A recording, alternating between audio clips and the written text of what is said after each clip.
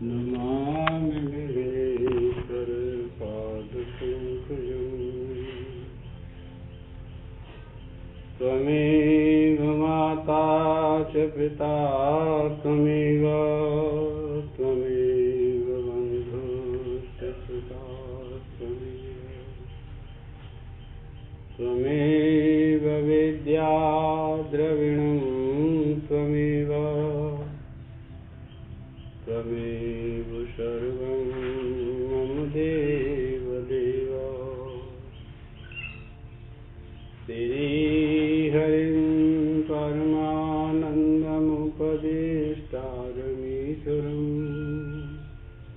व्यापकं सर्वलोकानां कारणं तं नमाम्यहम्। चैतन्यं सर्वगमं सर्वं सर्वभूतवासं यत् सर्वविषयातीतं तस्मै सर्वविधे नमः। ब्रह्मानन्दं परमसुखदं केवलं ज्ञानमूर्तिं गन्धातीतं गगनसदृशं तत्त्वमस्यादिलक्षणम् एकं नित्यं विमलमचलं सर्वधि साक्षिभूतं भावातीतं प्रगुणरहितं सद्गुरुं तं नमामि।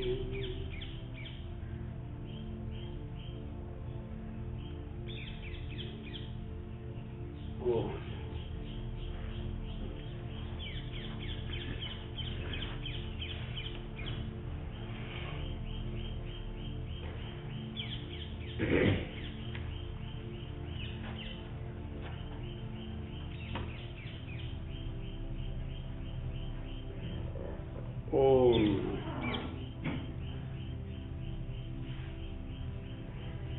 जो ऐसा समझता है या दूसरे को ऐसा समझाता है कि वह जीव क्षेत्रज्ञ ब्रह्म नहीं है, तथा जो यह मानता है कि मैं इस प्रकार के सिद्धांत से संसार, मोक्ष और शास्त्र की सार्थकता सिद्ध करूंगा, वह पंडितों में अधम है।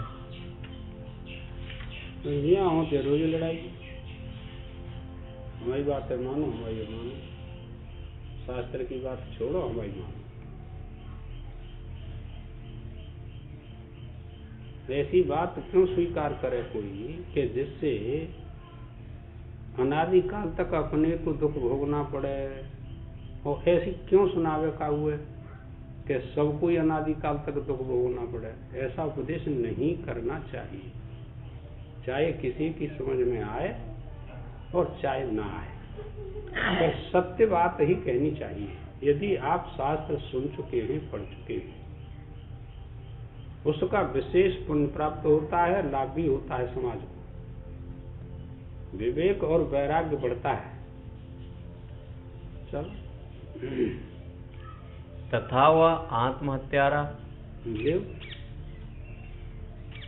शास्त्र के अर्थ की संप्रदाय परंपरा से रहित होने के कारण। भाई देख, ऐसी बात वो करते हैं जो शास्त्र पर विश्वास नहीं, जो परंपरा से अनभिज्ञ है, परंपरा को जानते ही नहीं कि शास्त्र का जो ज्ञान है वो परंपरागत अनादि काल से चला आ रहा है और चला जाएगा। तो परंपरा तो गुरु से ही, शास्त्र से ही और ज्ञान समझ में आता है, और परंपरा को तुम स्वीकार नहीं करते, न गुरु स्वीकार करे न शास्त्र की बात को स्वीकार करे, फिर आपको ये ज्ञान कैसे होगा?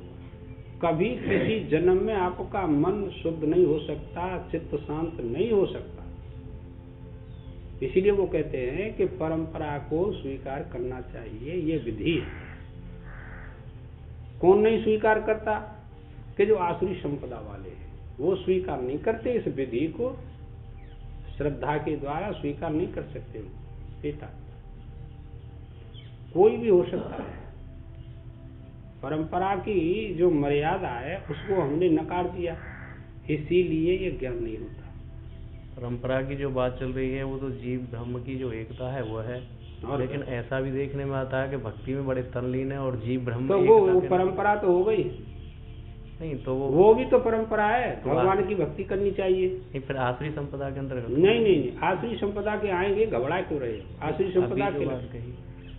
संपदा के लक्षण और आएंगे। भक्ति भगवत भक्ति अवश्यम भावी मोक्ष फलम, कितनी बार सुनाया? तो ये भक्ति का है कि किसी ज्ञान का है? तो भक्ति का है तो परंपरा हुई, ये परंपरा चलिए तो परंपरा भक्ति के द्वारा की भक्ति समझता ना बात नहीं। अभी ये बात कही कि वो आखिरी संप्रदाय का है, इस भाव को नहीं जानता। उन्होंने लास्ट की बात कही जी, लास्ट की बात कही, लेकिन इससे पहले जो साधन काल है वो तो भक्ति से शुरू होगा कि नहीं होगा? तो ये परंपरा है, गुरु बताए ऐसे आपको भक्ति करनी पड़ेगी, परंपरा हो गई। जब तुम गुरु को ही नहीं मानते तो फिर परंपरा कहाँ है बता?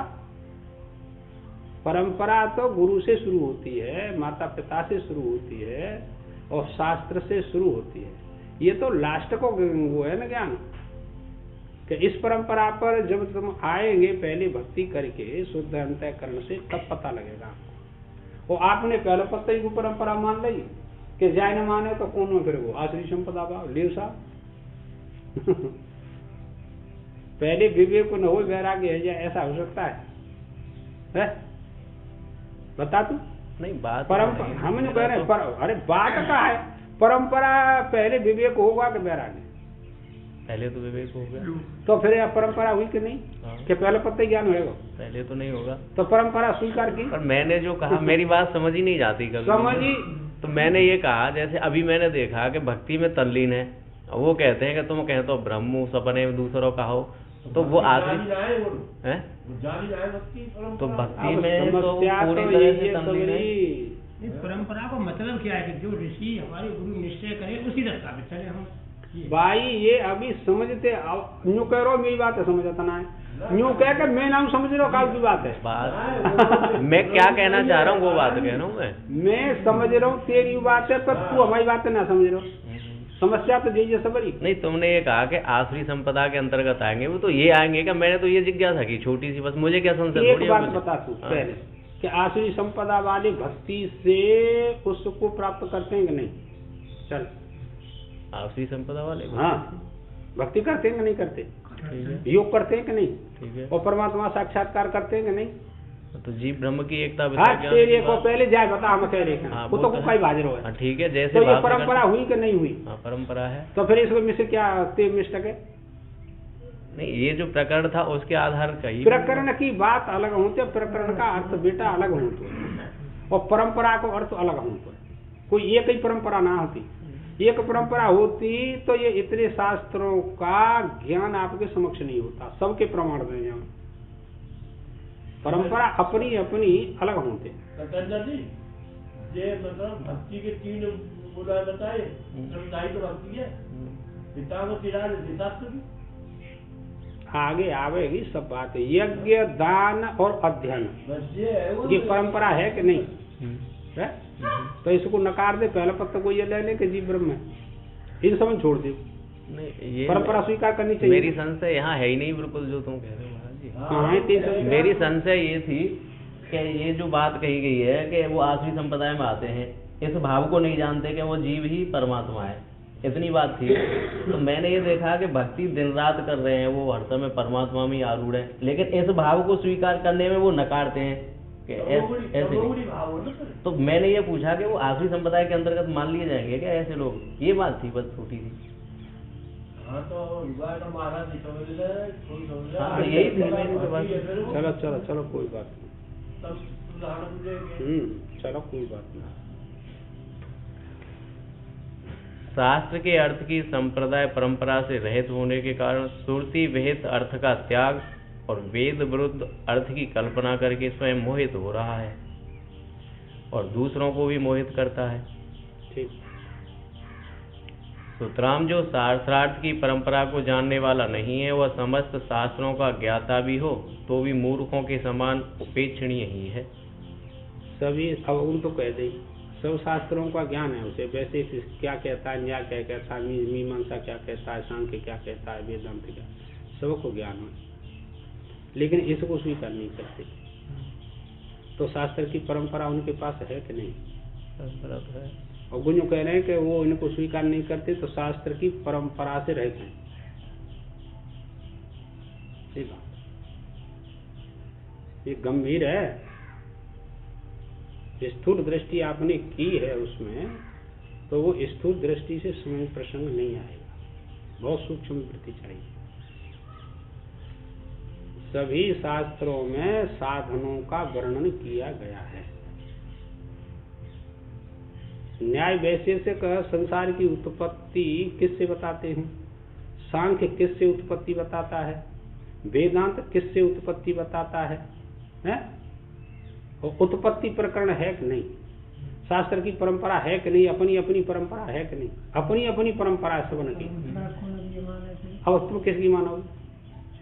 परंपरा तो सबकी है? अब इसमें से आप छांटो, बुद्धि है तो, कि किसकी परंपरा हमको लक्ष्य तक पहुंचाती है। वो शास्त्र की परंपरा मुख्य परंपरा होती है कि गौणी परंपरा है सब झाड़ के, और का कोई मोक्ष का शास्त्र आपने ऐसी समझ रखा है कि निकट में समझ में आ जाए, ऐसा नहीं हो सकता है सभी परंपरा। पर मुख्य परंपरा देखनी चाहिए कि वो वास्तविक मुख्य परंपरा क्या है। वो संवर्ग विद्या कौन सी के अंतर्गत आती है? मैंने बताया कि संवर्ग विद्या जब तक तुम्हारी समझ में नहीं आएगी तब तक ये बात बनेगी नहीं। तो अब संवर्ग देखिए, संवर्ग विद्या जो है कहीं तो वायु को कह दिया, प्राण को कह दिया, ये संवर्ग है। अब इतने तो आपने पढ़ी नहीं, स्मृति नहीं, फिर कैसे कहेंगे आप लोग कि ये वायु संवर्ग विद्या के अंतर्गत आती है, प्राण संवर्ग विद्या के अंतर्गत आता है? तो अध्ययन करो, कानुष्ठान में रहो, तब आएगी समझ में परंपरा। ऐसी परंपरा नहीं आती समझ में। परंपरा तो तुम्हारे व्यवहार की है, हमने बताई तुम्हें कि भाई तू चुना पड़े रहो, कि हमारे बड़े बूढ़े नहीं पड़े, परंपरा है। वृद्ध परंपरा बहुत है दुनिया भर की। फिर और कौन सी परंपरा श्रेष्ठ है? कि बड़े बूढ़े नहीं पड़े, जा हमारे हम नहीं पड़े रहता। हमारे बाबा तो भूमिया को पूजते, तो हम भूमिया पूजवे जा रहे। कहा बाबा लो भूमिया कोई देवता है, कहा है कि जिन्हें हमें पता पर बड़ी बूढ़ी परंपरा है, करते आए बस करते आए। बहुत अध्ययन करना पड़ता है, वास्तविक बात क्या है ये बात। आगे तो कोई बात ना है, हम फिर समझते हैं बात है, मैंने की ठीक है, चलो ज्यादा मगजमारी क्या करें। और जो यह कहा था कि ईश्वर की क्षेत्रज्ञ के साथ एकता मानने से तो ईश्वर में संसारीपन आ जाता है, और क्षेत्रज्ञों की ईश्वर के साथ एकता मानने से कोई संसारी न रहने के कारण संसार के अभाव का प्रसंग आ जाता है। फिर संसारी कोई रहो ही नहीं, सारो बोझ ईश्वर पे लाद दो। कल के प्रश्न करो तुम्हारे देवी नाम साक्षी हो, और फिर आध घंटा बताई कि हमारी तो कुछ समझ में नहीं है। जी मुंह पे ना है तो इंतजाम के समझ में ना आई, कहवी कोई इंतजाम मुंह पे तो मेरी बुद्धि है, भगवान ने दी है, उसका उच्चारण कर सकता हूँ, समझा सकता हूँ। वो न समझ में आवे ये मुंह पे ठेका है, तू बता बस। तो खूब कही मैंने कि भाई पंडित जी तुम अपन ये लेके बैठे हो, पहले बार निकाल के अलग कर दो तब आ गई समझ में। और तुम अपन ये अगार रखा तो बात टकरावेगी, जट पीछे लौट जाई। पहले खाली करो, कोई वस्तु जब रही जाए पंडित जी, जब तुम पहले खाली करो वह स्थान जब दूसरी वस्तु रखी जाएगी, और तुम अपन ये रखे रहे हो, तुम यार तो करके बताओ। हम साक्षी कहता मैं दो साक्षी हूँ, तो जीव साक्षी हूँ तो ये ईश्वर साक्षी हूँ तो ब्रह्म साक्षी हूँ, तो दोनों को अंतर हुआ। चाहे जीव साक्षी हो चाहे ब्रह्म साक्षी हो, अविद्या का लेस नहीं है उसमें। तुम क्या समझ रहे हो? तो तुम कह रहे हो कि साक्षी के विषय, इसका मतलब उल्टा अर्थ पड़ गया विचार सागर में। ऐसे थोड़े यहाँ में समझ में लाल जी परंपरा है। अपने आप पढ़नो अलग काम हो तो है, आचार्य के द्वारा पढ़नो अलग काम हो तो है। प्रसंग वही है।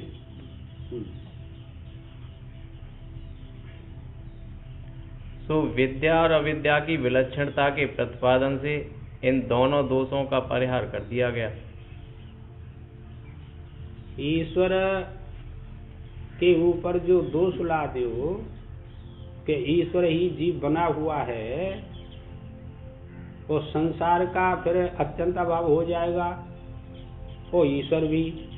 तो वो कहते हैं कि विद्या अविद्या दोनों के द्वारा इन दोषों का परिहार कर दिया गया। विद्या कछु होते और अविद्या कछु होते।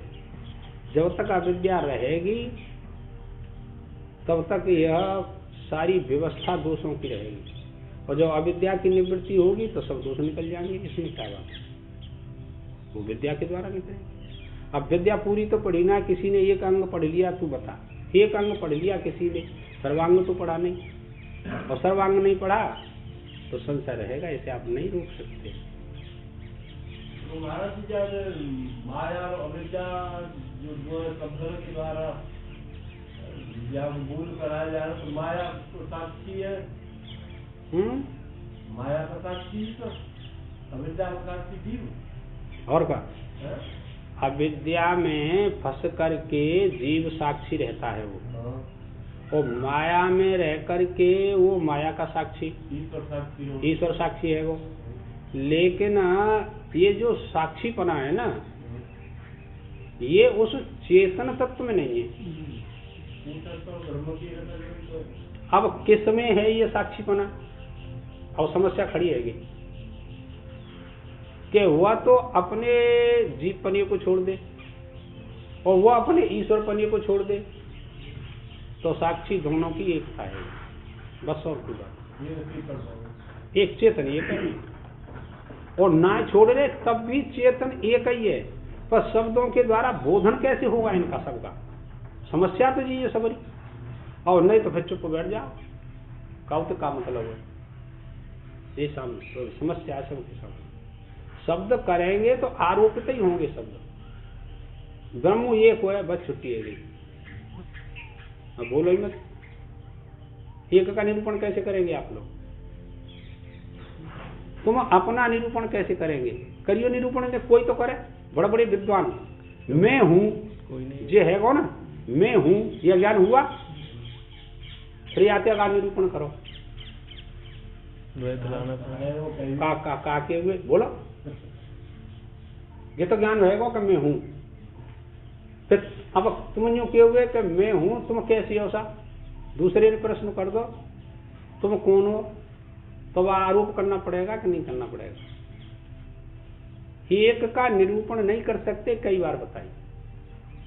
जहां निरूपण होगा, उच्चारण होगा शब्दों का, वहां दो बात होंगी।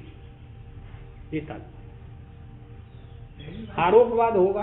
सत्य सिद्ध करने के लिए पहले आरोप के बिना तुम किसी वस्तु को सिद्ध नहीं कर सकते। और जो मैं हूं, इसकी सिद्धि किससे करेंगे? और काय में कह देना तो बताइए। निरूपण करने के लिए आरोप और फिर अपवाद करना ही पड़ता है सबको। पूर्व पक्षी कैसे? उत्तर, अविद्या द्वारा कल्पित किए हुए दोषों से तद विषयक पारमार्थिक असली वस्तु दूषित नहीं होती। जब तक नाई पड़ी, जब तक ये जान ली का कैसे जाने? बस तो तू बता। देव में जो चेतन तत्व है और सब में जो चेतन तत्व है, वो ऐसा लगे रहो कर्ता भोक्ता पनो, सुखी दुखी पनो, मान अपमान पनो लगे रहो। तो अब इसके निवारण किससे हो? कि शास्त्र पढ़ो, सुनो, निवारण हो जाएगा।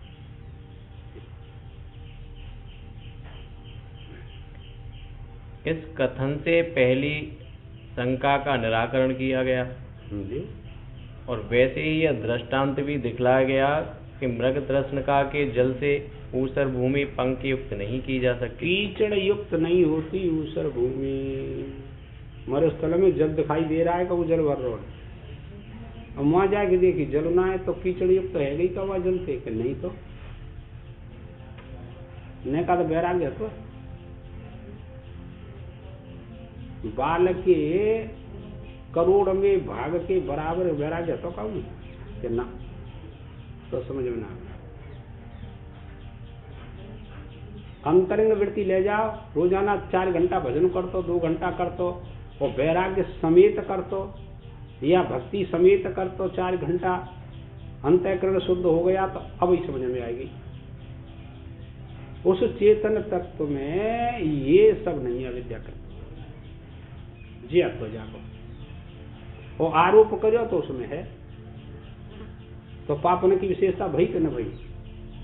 जब उस चेतन तत्व में हमने कुछ संसार मान लिया है, अविद्या मान ली है, कर्ता भोक्ता पनो, सुखी दुखी पनो, मैं मेरो पनो मान रखे हो, तो ज्ञान तो नहीं करियो, चाहे तू हो चाहे मैं हूं, कोई हो, तो अपने को देखना चाहिए, जम का बात है।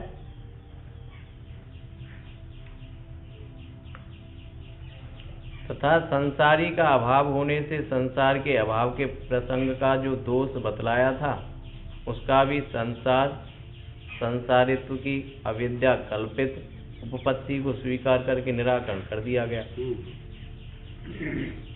अविद्या कल्पित उपपत्ति संसार के आरोप किया था और विद्या के द्वारा उसका भी परिहार कर दिया गया कि उसमें वास्तविकता से यह अविद्या कल्पित संसार है ही नहीं, तो अविद्या के द्वारा आरोपित था। ऐसे ही मरुस्थल का जो जल है वो तो आरोपित था, रज्जु में जो सर्प है वो तो आरोपित था, जपा कुसुम और मणि का दृष्टांत वो तो आरोपित था, लालिमा उस मणि में जो दिखाई दे रही वो तो उस पुष्प की थी, लेकिन जब ज्ञान हुआ तो जो की थी कुछ नहीं। तो भाई ये दृष्टांत एक दनाम समझ में ना आती, और समझ में वो आ गई खूब कह दो तुम समाज में, फिर पीछे वृत्ति मोड़ करके ये देखना चाहिए कि ये वास्तविक मेरे में है कि नहीं। अच्छा एक दूसरा दृष्टांत देख ले, दर्पण में आपका प्रतिबिंब मुझको दिखाई दे रहा है कि नहीं, क्या दे रहा है।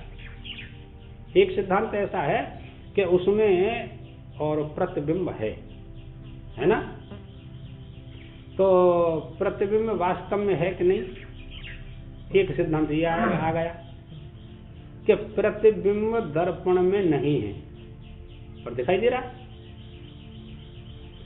तीसरा सिद्धांत ये का सुनेगो कि जो प्रतिबिंब है ना वही बिंब है। आएगी समझ में, कब ना आ रही समझ में, जो प्रतिबिंब दिखाई दे रहा है वह बिंब ही है। बहुत बड़ी समस्या है, ऐसे तो रही है, तो वो तो सब जानते हैं तुम कि वृत्ति दर्पण पर पड़ी और लौट करके अपने बिंब को देख रही है अपने स्वरूप है, ये तो बाध करके अपने को गृहीत किया। जैसे मैं शब्द के 2 अर्थ बताए, वही यहाँ पर है दर्पण का दृष्टांत। एक मैं तो ऐसा होता है, मैं करता हूँ, मैं भोगता हूँ, मैं सुखी हूँ, मैं दुखी, तो ये मैं शब्द का अर्थ हो गया, कर्ता भोक्तापने का जीव भाव का अर्थ हो गया। और एक मैं हूँ, ये भी तो मैं ही है, तो दोनों में कोई अंतर, कि अंतर जमीन आसमान का हो गया। जहाँ कर्ता भोक्तापना है वह अविद्या का काम आ गया, अविद्या ने कर्ता भोक्तापना उसमें वास्तविक अपने स्वरूप में आरोपित कर दिया, और मैं हूं इसमें अविद्या ने कोई आरोप नहीं किया, वो शुद्ध है।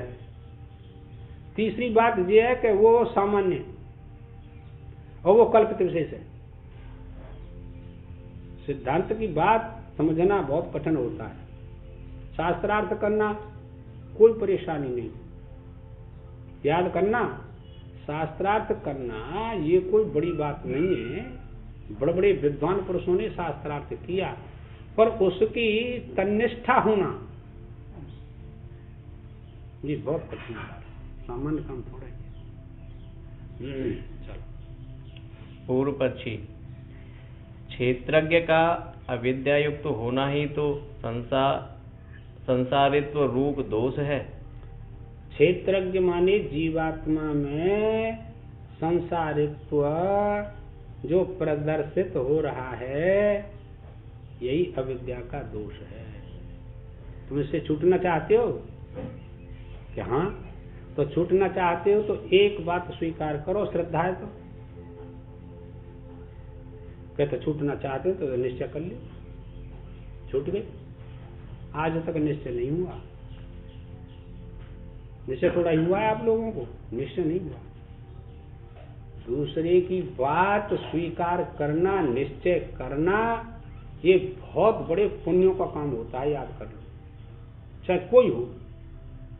निश्चय का विचार महाराज की बात आते तो उलझन तो यही है ना, जो स्वयं अपनो आप चेतन और जो मनो जी उलझन तो चिन्ह तो न क्योंकि अपने आप से ही प्रकाशित है कि मन जो है नाना प्रकार के द्वंद्व ठाड़ी कर लो। तो अब यहाँ तक तो बुद्धि खोपड़ी तुम्हारी पहुंच गई, हम तो जय मेरा आदमी है तुम्हें कि यहाँ तक तो पहुंची। अतीव सूक्ष्म है ये जो तुम कह रहे था, ये बहिरंग सब चले गए। हाँ, तो फिर इसका भी निराकरण करो। और जड़ चेतनी ग्रंथि जी है, जड़ चेतनी ग्रंथि जी है लाला, बस अपने आप को और मन के दूसरा मान लो, बस और कोई बात वही ते प्रकाशित है रोए और वही आवृत कर रोए, स्वाश्रय स्व विषय वाक्य आश्रय वही आवृत कर रोए। माया को नहीं आश्रय रहते, चेतना के रहते ना, तो वही आवृत का क्या करे फिर। अरे कोई मामूली काम है, विश्वास श्रद्धा नहीं। श्रद्धा यदि है जाए तो फिर तो उठियो को मन न करे वो यहाँ से कि मैं तो वही हूँ सा। श्रद्धा राजा जनक है, वही ठाड़े रहे 72 घंटा। अष्टावक्र के शब्दों पर श्रद्धा है कि 72 घंटा ठाड़ो रहे, आत्मा को ज्ञान है। देखो तुम्हें एक दृष्टांत सुना।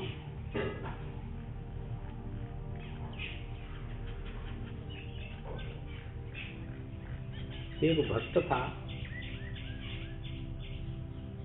तो वास्तविक भक्त, उसके एक पुत्र था। तो 6-7 साल का बालक जब मर गयो। वाकई घरवायु मर गई साल भर पीछे, वाकई दादी रह गई बालक की। बालक की दादी रह गई, उसने पालन पोषण किया। तो अब वो 10-12 साल का हो गया।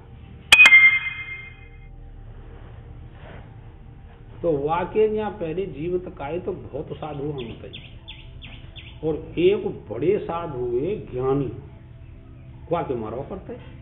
जब वो हतुकाए दोनों जने मर गए तो वो साधु ने कही, अब भाई चलो यहाँ से तो कोई गुजर न हुई, चलो चली गई। थोड़ी दूर दूसरे गांव में जाके रहने लगी। अब वो बड़ो भयो, 12-13 साल को है वो बालक। दादी ने कही, बेटा मैं तो जानते ना हूँ ज्यादा कुछ नहीं, पर हमारे यहाँ एक साधु रहते हैं, पिताजी ने 11 मौती माता के 11 और फलाने गांव में निकल दूर है यहाँ से। तो वो पे तो सामना हूँ, तुम्हें उम्र ज्यादा है गई, तू बालक को फिर गुजर कैसे हो? भाई गुजर बस रखू तो कचू रोटी पानी भी चाहिए। तू ऐसा कर, तू आई नहीं चले हो जा साधु के, गो गुजर बसरे काज कचू न कचू बता देंगे, वो बहुत ज्ञानी पुरुष है। वहां कई माता कहाँ है कि जाऊँ के ऐसे ही चले हो जाए, 2 गांव में छोड़ के 3 गांव में रहे, और जी नाम बता दीजिए के देख सुन। पर ये एक बात है, कि पहले कोई और तोते कछु कहे रास्ता में तो उसकी बात को स्वीकार करना, मने मत करियो। परोपकार सबसे बड़ो ज्ञान है। परोपकार में तो कष्ट तो भोगने पड़ते हैं, पर तू परोपकार कर दियो। मान की ठीक है कि पहले कोई कछु के तो वाके काम करियो, अपनी पिछारा पूरा कियो। समझ आता हो दादी ने? मान की ठीक है। चलो गांव ते तो दूसरे गांव के किनारे पे एक झोपड़ी पड़ी, वहां में साधु रहते। वानी के ने देर सस्ता है परिवार चल तो वो सस्ता भी लगो। महात्मा जी ने पूछी कि लाला तू छोटो सो बालक का कहाँ जा रहे? वानी की ऐसी बात है, वो ज्यादा बढ़िया साधु बताए, ज्ञानी पुरुष हैं, मैं उनके यहाँ जा रहा हूँ तो कछु पूछिए काज। वानी की लाला हमारी एक बात पूछिए। वानी की महाराज तुम बताई दो, मैं तुम्हारी बात पूछाऊंगा। तो गुनते न्यो पूछ के यो कम यो भजन मन ना लगा। भजन तो खूब करतू, 12 साल है गई जई झोपड़ी में रहती मैं जाऊँ न कहूँ, पर भजन मन ना लगा। वो मन कैसे लगे जाए पूछेगी। क्या तो ठीक है मैं पूछाऊंगा। फिर चल दो तो ये को हरहार हरोहन के रही हुआ कौन निकल लेते है। वो वानी की लाला तू छोटो सो बालक हुए कहाँ जाए रहे? वो गर्मी पड़ रही है, ऐसा लग रहा हो प्यास होता। वानी की हमरे बाबा प्यास हो तो क्या तो आजा पानी पी ले। चले वानी पानी पियाए। वानी की कहाँ जा रहे हो? कि ऐसे बात है, पूछ भी जा रहा हूँ कुछ। वानी कही तो भैया हमारी ये तो बात पूछियो, कब आवे वो? फिर वो बता देंगे जब लौट जाओ, कल लौट जाऊँ परसों लौट जाऊँ। क्या तो हम नहीं मिलेंगे? क्या तो ठीक है। तो वानी कही यूँ पूछ के आइयो, हम पे 100 बीघा खेत हुए और देख धोता है शाम तक मट्टी मिले नहीं तो, पर साल भर तक अनाज ना पकड़ तू निबट जात है, बहुत परेशानी होते और खूब कमामत यूं ना कमामत नहीं और बेईमानी ना करती, पर साल भर ना पकड़ तू भी बहुत परेशान हो। यूं पूछे जो परेशान क्यों? वानी की ठीक है, ऐसा पूछा तुम्हारी पूछा। फिर चल दो। फिर एक गांव पड़ियो तो गांव से बाहर चबूतरा, वहां पे एक दादी बैठी। वानी की प्यास लगी रही है। वानी की अम्मा पानी पिया दे। वानी की आजा लाला आजा, तू तो बहुत छोट हो, कहाँ जा रहे हो? तो ऐसे एक महात्मा है, उनके पूछ भी जा रहे हूँ कछु अपने जीवन चर्या के काज। क्या तो बेटा हमारी पूछे कही तू बताएगा क्या पूछ क्या हूँ? कि हम पे एक छोरी है आई थी, वो बोलते ना है, वो को ब्याह कोने संग हो न्यू पूछे बोलते ना है। वानी की ठीक है पूछे। अब 3 चौथे दिन वो माँ पहुंचो जब महात्मा का है। वानी जाके नमस्कार करी, महात्मा ने बैठा है और लाला कहाँ से आयो? कि तुम पहले ऐसे रह सका है गुने के यहाँ और मैं गुना को लाना हूँ। अच्छा भाई वो तो बहुत पूरे भगत है, महात्मा ने सेवा करते, वो तो बहुत अच्छे आदमी है। तो कैसे आयो, कहा काम बता। वाने विचार करियो कि दादी ने यूं कह गई कि अपने काम में तो पिछाड़ा करियो, पहले परोपकार करियो, पहले दूसरे न की परोपकार कर ले। बुद्धि फिट बैठ गई, सत्य मान ली दादी की बात। वानी की महाराज एक महात्मा मिले हुआ गांव में, तो गुंजू कह रहे हम तो भजन मन ना रहती। भाई पूछे जो ते महात्मा ते गुरु ज्ञानी है तो मन चू ना लगे तो 12 साल रह गए रहते रहे तो भजन मन ना लगे वाने के अच्छा देख बातें जाके की महात्मा थे लोहे की डिबिया वो पारसमणि लग रही है छप्पड़ में हुआ की झोंपड़ी में कपड़ा में लिपट के धरी है डिबिया में लोहे की में वाय काउ सज्जन पुरुष है दे दी और झट मन लग जाए गुना करने के भजन वहाँ की चित्त वृत्ति वहाँ पर रहते बहुत बढ़िया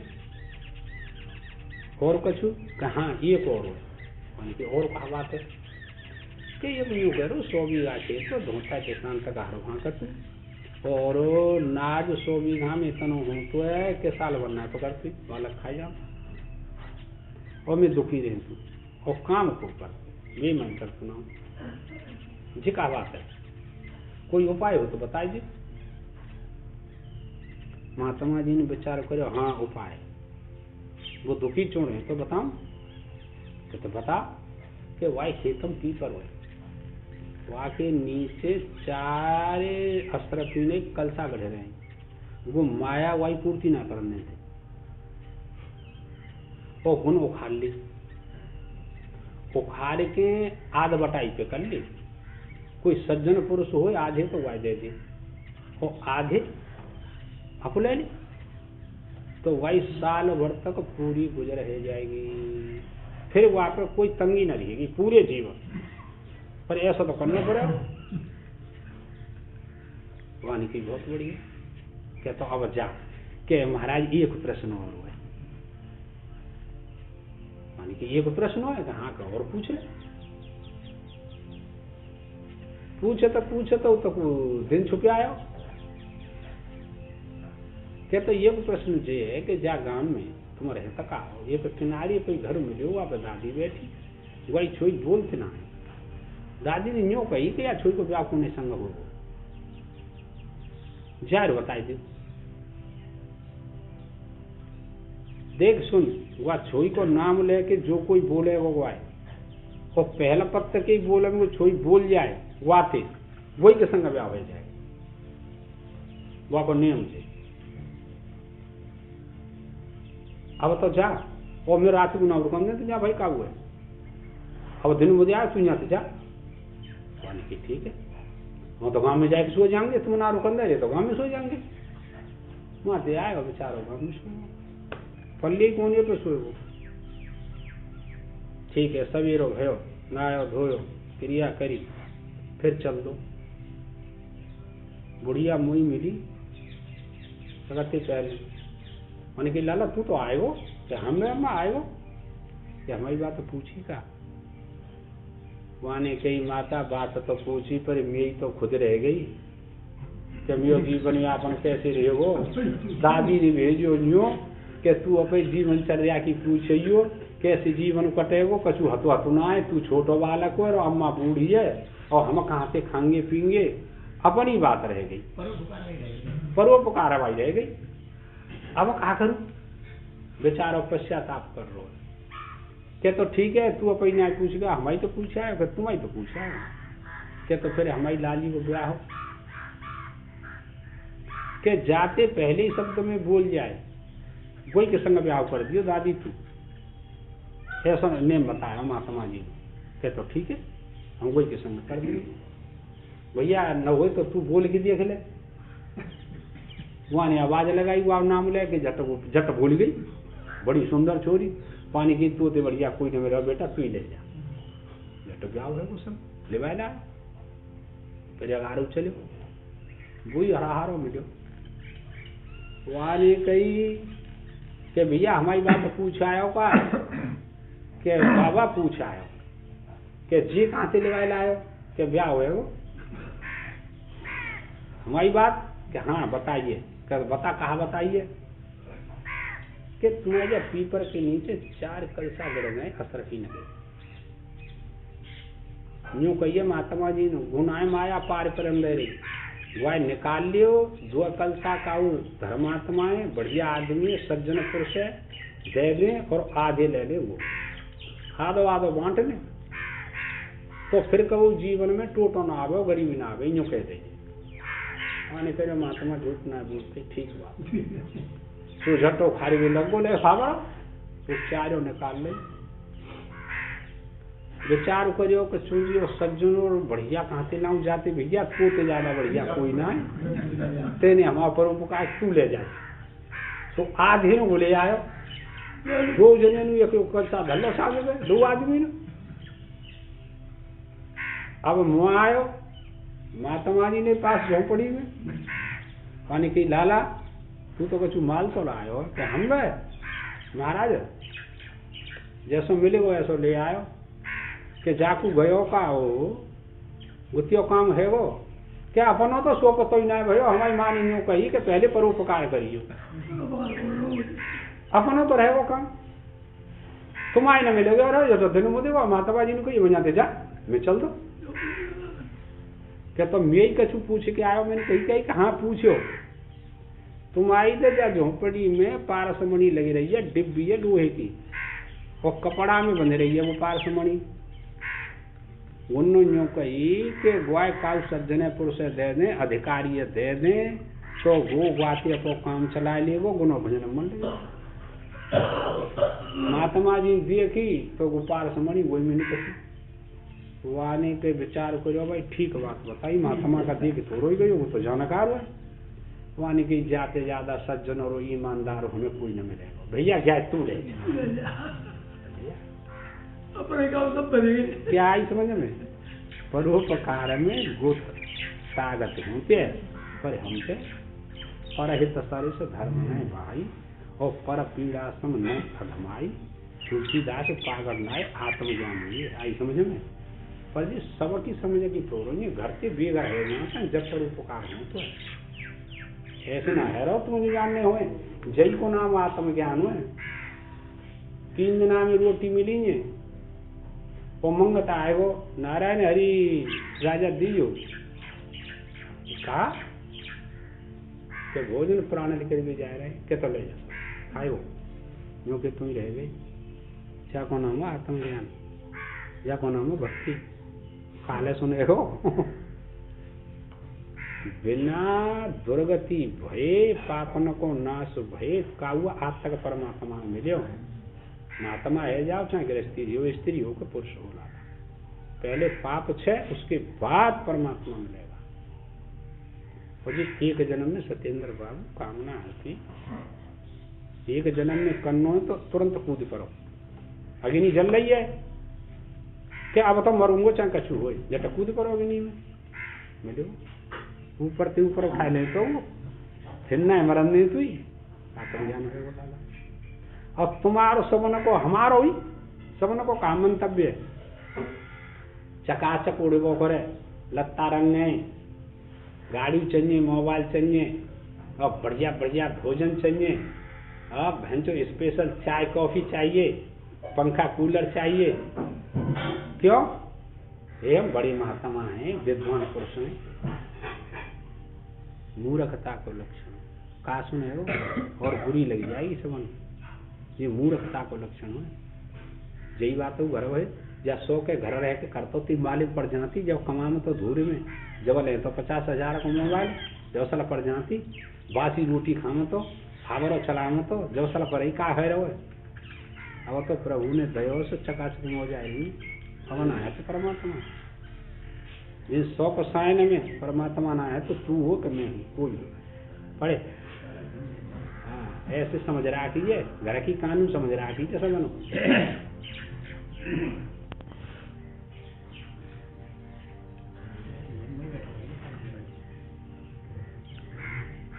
क्षेत्रज्ञ का अविद्यायुक्त तो होना ही तो संसारित रूप दोष है और संसार कहा है जी संसार है जी मेरो जी तेरो हाँ मम इदम मम ये सब संसार है वो में आरोपित कर दो परमात्मा ने उत्पन्न किया संसार चाहे अणुवादते उत्पन्न करो चाहे संकल्पते उत्पन्न करो चाहे प्रकृति से उत्पन्न करो चाहे माया से चाहे अविद्या से काल से उत्पन्न तो भयो संसार जे अविवेक की दृष्टि जो हम कह रहे हैं उत्पन्न तो भयो हाँ वो वही में मान रहा क्यों हमन कि यह परमात्मा में है संसार जी अविद्या है, बस और कुछ नहीं। क्योंकि उससे होने वाले दुखित्व आदि दोष प्रत्यक्ष देखे जाते हैं।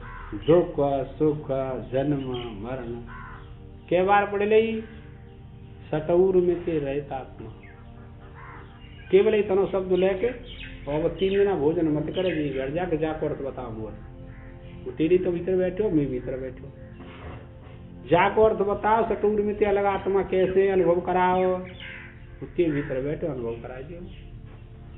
और यूं कही कि चकाचक उड़न दियो तो महात्मा है या तो अनुभव ना है। हाँ भागे हो तो कुछ करना तो पड़ेगा। अविद्या के दोषों की निवृत्ति के लिए कुछ तो करना ही पड़ेगा कि नहीं करना पड़ेगा।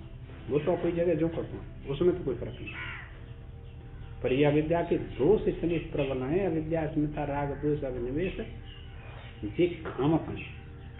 सबन हो ये कहना है विकारी हो करा जाए सबन। अविद्या के दोष जब तक रहते हैं मन में बुद्धि में, व्यास ने बहुत मार्के की बात कही कि वही तो प्रकाश ले रहे मन बुद्धि वही तो प्रकाश कह रहे हैं ना, वो ऐसी तैसी वही की कर रहे हैं। क्या करें, वही के माले खा रहे हैं और वही जगाई दे रहे हैं। क्या करें, कृतज्ञ दोष आएगा ना। सत्येंद्र जी तो सेवा कर रहा है और सत्येंद्र जी बुराई कर रहे हैं, सत्येंद्र जी जगाई दे रहे हैं। जी कहाँ को नियम है, कितनी गंदी बात है। ज्यादा और ज्यादा पाप का होगा तू बता भाई। जा को खावे अन्न पानी ताकि करे आबादानी, इतनी तो मोटी कहावत है व्यवहार हम लाला ना है स्वीकार। क्या करे फिर वो ज्ञान की बात करता है, भक्ति की बात करता है।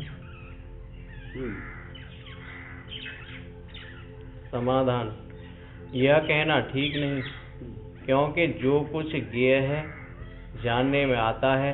ज्ञेय मानने ज्ञेय, अब यहाँ ज्ञेय उसको कहेंगे विषय को, ठीक है। यहाँ कहेंगे वहां नहीं कहेंगे। कौन सी जगह, ज्ञेयम यतत प्रवक्ष्यामि यज्ञात्वामृतम अश्नुते, वहां नहीं कहेंगे ज्ञेय वहां तो यह कहेंगे जिसको जान करके मनुष्य परमानंद को प्राप्त होता है उसको जानना चाहिए, वो ज्ञेय अलग है और ये ज्ञेय। गीता को मार्ग को अर्थ समझना चाहिए, सूक्ष्म के सूक्ष्म।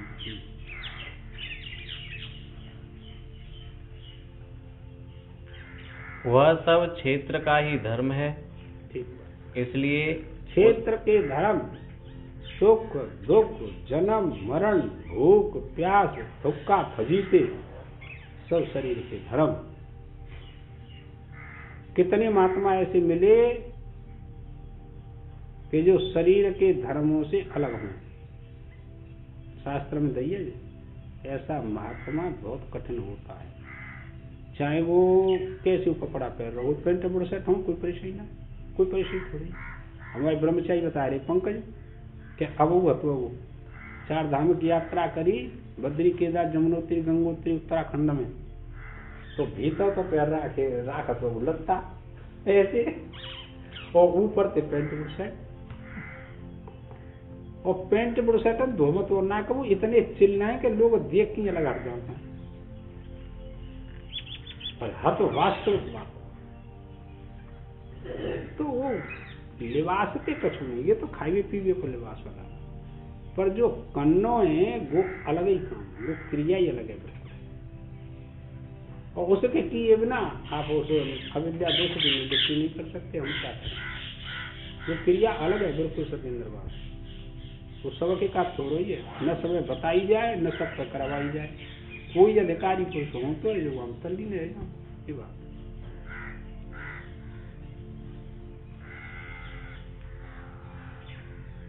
वह सब क्षेत्र का ही धर्म है, इसलिए उसके किए हुए दोष ज्ञाता क्षेत्रज्ञ के नहीं हो सकते।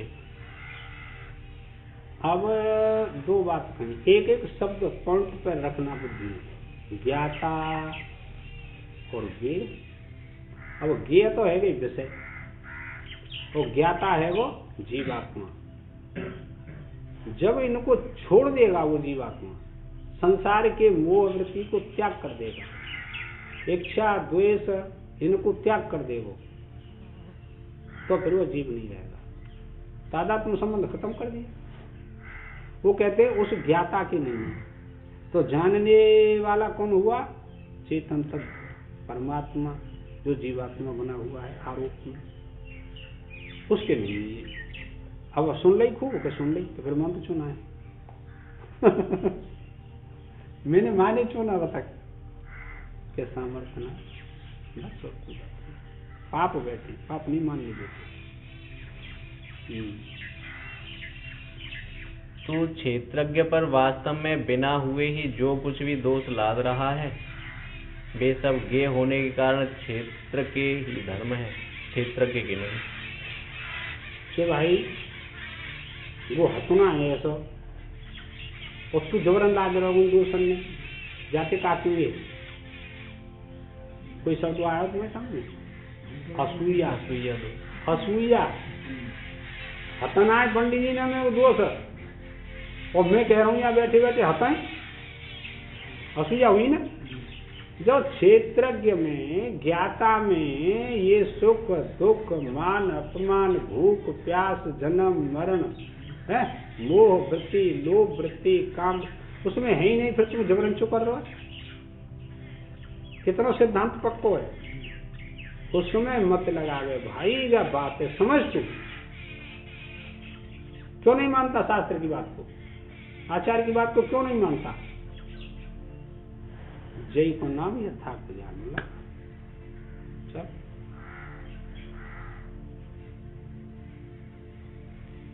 वे सब ज्ञेय होने के कारण क्षेत्र के ही धर्म है, क्षेत्रज्ञ के नहीं। उनसे क्षेत्रज्ञ आत्मा दूषित नहीं हो सकता। तुम खूब करेबो करो कि गुआ में हते हैं तो गुआ में है वे है? पहले उदाहरण दे दो कि खूब क्यों के वो पानी भर रहा है मेरे स्थल में और कीचड़े माटियां मन जाइयो तो का भूमि कीचड़ युक्त है। खूब कहबो करो तुम नहीं भाई, तुम कहबो करो कि ठूंठ में पुरुष है तो पुरुष के धर्म ठूंठ में चले गए का? पहले आ चुके हैं जी कि ठूंठ के पुरुष पुरुष में चले गए नहीं। तो खूब दिन रात क्यों तुम फिर कहा है वो तुम दिन रात क्यों सिद्धांत है कि मैं शरीर हूं फिर कहा तुम शरीर है फिर छोड़ के जाओगे जाए तुम शरीर हो कि मेरा शरीर है तो फिर छोड़ के मिल नहीं तुम्हारा संग ले जाएंगे। हट करके और ये बात समझ में आने को तुझे जानना हुए कि सामान्य रीति त्याग जाए। हाँ पुण्य कोई आप लोगों का पुरुषार्थ है, पुण्य पुरुषार्थ बस और कुछ नहीं।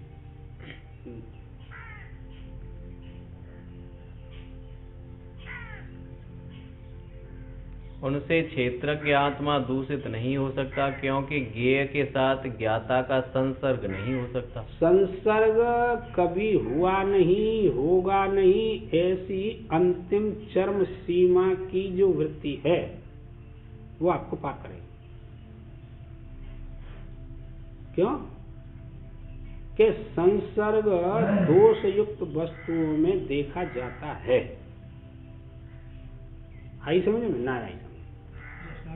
दोष युक्त वस्तु कौन है कि जिसकी उत्पत्ति हुई वो दोष युक्त वस्तु होती है, तो उनका तो संसर्ग हो सकता है, लेकिन जो उत्पत्ति से रहित है वस्तु उसका संसर्ग न तो हुआ और न होगा। इसी को आत्मज्ञान कहते हैं, इसी को ब्रह्म विद्या कहते हैं। तो सब कैसे जान ले तू बता? उसका किसी के साथ संसर्ग नहीं, सामान्य काम नहीं का विचार करे वो। संबंध में सुख दुख होता है, भूख प्यास होती है कि बिना संबंध के? संबंध में होते हैं ना। अब तक जी बात पढ़ी, हम कह रहे हैं कि संबंध होता है और दुख सुख नहीं होता। वेदांत की प्रक्रिया सामान्य ना हो तो आई समझ। संबंध दिखाई दे रहा है, प्रत्यक्ष संबंध, और सुख दुख नहीं होता। बिल्कुल फैसला। अच्छा, रज्जु और सर्प का संबंध है कि नहीं बताओ? है? वह सुख दुख है क्या? क्यों? अवाल तो संबंध में कह रहे हैं। जैसा प्रकरण होगा ऐसा अर्थ किया जाता है। समझो पहले बात, सब जगह संबंध में सुख दुख नहीं हुआ करता। किसी विशेष स्थान को लेकर के सुख दुख हुआ करते हैं। इनके सबन के प्रमाण और सिद्धांत भिन्न भिन्न होते हैं। चलो, ज्यादा ठीक नहीं। यदि उनका संसर्ग मान लिया जाए तो ज्ञेय का ज्ञेयत्व ही सिद्ध नहीं हो सकता। तो ये कहाँ रहे? बस जानना तो ये है कि जो भ्रांति हो रही थी, अध्यास हो रहा था संबंध का, उसका संबंध है ही नहीं। बस ये जानना। 4 वेद 6 शास्त्र पढ़ो, भगवानी भक्ति करो, ज्ञान करो, समझना ये पड़ेगा। वो भी परंपरा है गई और ये भी परंपरा है गई। बिना परंपरा के तुम यहाँ तक नहीं पहुँच सकते। उस परंपरा का त्याग करेंगे तो मत भजन करो, न यज्ञ करो, मत दान करो, परंपरा से चली आ रही बात कहाँ। तो यहाँ कैसे पहुँचेंगे आप लोग? ये तात्पर्य, ये बहुत घनिष्ठ संबंध है। अभिप्राय यह है कि यदि अविद्यायुक्त होना और दुखी होना आदि आत्मा के धर्म है तो वे प्रत्यक्ष कैसे दिखते हैं? भाई, तू आत्मा के धर्म मानो है, सुख दुख जन्म मरण भूख प्यास, तो वो तो प्रत्यक्ष दिखाई दे रहे हैं। वो आत्मा कैसी है? अप्रत्यक्ष है, इंद्रियों के द्वारा गोचर तो है नहीं, वो तो अगोचर है। तो कैसे मानने तेरी बात को? वो प्रश्न है, फिर उसका उत्तर देंगे। और वे क्षेत्रज्ञ के धर्म हो भी कैसे सकते हैं? क्योंकि जो कुछ भी ज्ञेय वस्तु है वह सब क्षेत्र है और क्षेत्र ज्ञाता है। अंतरंग वृत्ति ले जा सिद्धांतम कि जो कुछ भी दृष्टि गोचर है वह सब क्षेत्र है। क्षेत्र यानी विषय, ऐसे समझ लो। जो कुछ भी जानने में आ रहा है, तो अब बहिरंगत तो ये शब्द स्पर्श रूप रस गंध ये तो दिखाई दे रहे हैं, आपको खूब जानते हैं। ये प्रत्यक्ष है, आपकी इंद्रिय गोचर है, शब्द स्पर्श रूप रस गंध। लेकिन मन जो है वो इंद्रिय गोचर थोड़ा ही है, इंद्रिय गोचर नहीं है। तो उसको भी दृश्य बना लो। कौन बनाएगा? जिसमें सूक्ष्म विचार दृष्टि है, जिसका मन अति पवित्र हो गया है, वो इस मन को दृश्य बना करके इसको देखेगा और आत्मा को अलग देखेगा। इसी को विवेक कहते हैं। और ये विवेक होगा तो वैराग्य अवश्य होगा, आप नहीं रोक सकते। गीता में पीछे श्लोक तुम से गए, इंद्रियाणि परिभ्य मनः मनसस्तु परां बुद्धियो बुद्धिया परतस्तु सा, है ना। स्थूल शरीर से इंद्रिय परे ही सूक्ष्म है, बलवान है। इंद्रियों से परे मन है, मन से परे बुद्धि है, बुद्धि से परे अत्यंत आत्मा है जो अति सूक्ष्म है। बैठ करके 2-4 घंटा इन्हीं का विश्लेषण करो। इतना टाइम नहीं आप लोगों पर, विचार बने कैसे फिर भी काम।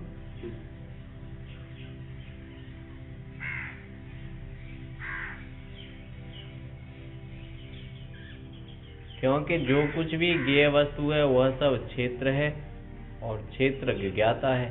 ऐसा सिद्धांत स्थापित किए जाने पर फिर अविद्यायुक्त होना और दुखी होना आदि दोषों को क्षेत्रज्ञ के धर्म बतलाना और उनकी प्रत्यक्ष उपलब्धि भी मानना, यह सब अज्ञान मात्र के आश्रय से केवल दोनों बातों कह रहे हो। क्षेत्र क्यों धर्म मानने हो, इच्छा द्वेष सुख दुख आदि, और फिर कह रहे हो कि जीवात्मा है। भाई 2 बातों कैसे मान लिया कोई? इसका मतलब विवेक की हीनता, विचार की हीनता। यह सब अज्ञान मात्र के आश्रय से केवल विरुद्ध प्रलाप करना है। ये तो वैसी बात है। पूर्व व्यर्थ पक्षी प्रलाप करना है, इसका अर्थ हुआ कि तू अविवेकवती बुद्धि से ऐसा कह रहा है, तेरे को विवेक नहीं है, ये तात्पर्य है। तो बकवास क्यों कर रहे हो? ऐसे बकवास कोई करेगा तो चुप हो जाओ, भैया बनाए जानते ठंडा कटे, तभी शांति होती है। और तुम जो कहो यार मना के मानूंगो तो तुम खुद बिगड़ जाओगे। रयो सयो ज्ञान और विकृति को प्राप्त होगा।